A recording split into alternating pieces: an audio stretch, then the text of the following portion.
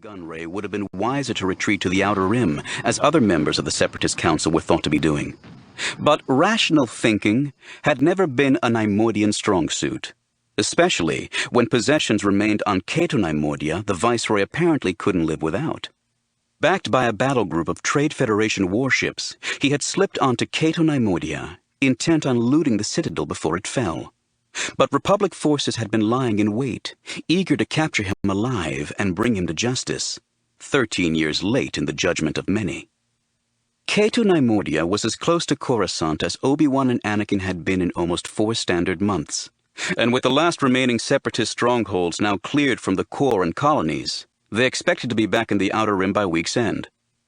Obi-Wan heard movement on the far side of the irrigation canal. An instant later, 4 clone troopers crept from the tree line on the opposite bank to take up firing positions amid the water-smoothed rocks that lined the ditch. Far behind them, a crashed gunship was burning. Protruding from the canopy, the lat's blunt tail was stenciled with the 8-rayed battle standard of the Galactic Republic. A gunboat glided into view from downstream, maneuvering to where the Jedi were waiting. Standing in the bow, a clone commander named Cody waved hand signals to the troopers on shore and to others in the gunboat, who immediately fanned out to create a safe perimeter. A few nimble leaps brought Cody face to face with Obi-Wan and Anakin. "Sirs, I have the latest from Airborne Command." "Show us," Anakin said. Cody dropped to one knee, his right hand activating a device built into his left wrist gauntlet.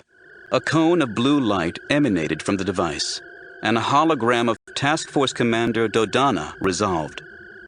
"Generals Kenobi and Skywalker, Provincial Recon Unit reports that Viceroy Gunray and his entourage are making their way to the north side of the redoubt. Our forces have been hammering at the shield from above and from points along the shore, but the shield generator is in a hardened site and difficult to get at.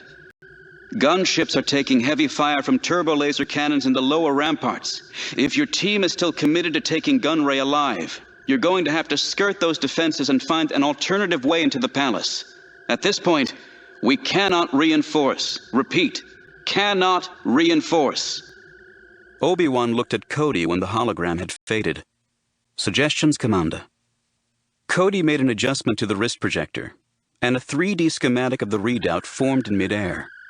"Assuming that Gunray's fortress is similar to what we found on Deco and Koru, the underground levels will contain fungus farms and processing and shipment areas. There will be access from the shipping areas into the mid-level grub hatcheries, and from the hatcheries we'll be able to infiltrate the upper reaches." "I agree that we can probably reach the upper levels, Commander," Obi-Wan said. "But how do you propose we reach the fungus farms to begin with?" Cody stood to his full height and pointed toward the orchards. "We go in with the harvesters."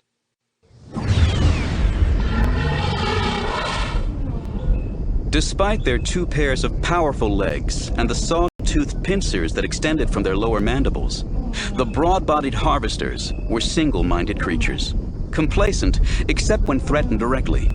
From their flat heads sprouted looping antennae, which served not only as feelers, but also as organs of communication, by means of powerful pheromones. Each beetle was capable of carrying 5 times its considerable weight in foliage and branches. Similar to the Neimoidians who had domesticated them, their society was hierarchical and included laborers, harvesters, soldiers, and breeders, all of whom served a distant queen that rewarded effort with food. Obi-Wan, Anakin, and the commandos who made up Squad 7 had to run to keep up with the beetles as they hurried their fresh-picked loads from the orchard to the cave-like entrance to a natural mound at the base of the redoubt. The beetles' carapaces afforded them cover from surveillance sorties by battle droid staff patrols. More important, the harvesters knew safe routes through mined stretches of cleared ground that separated the trees from the fortress itself. The beetles' frequent habit of lowering their heads to exchange information with hive mates moving in the opposite direction demanded that the Jedi and troopers keep between the harvesters' rear legs.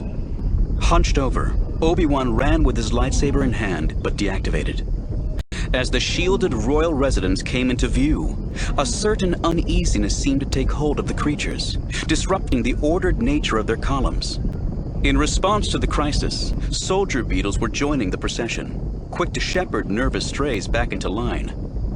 Anakin's greater height required him to remain farther back.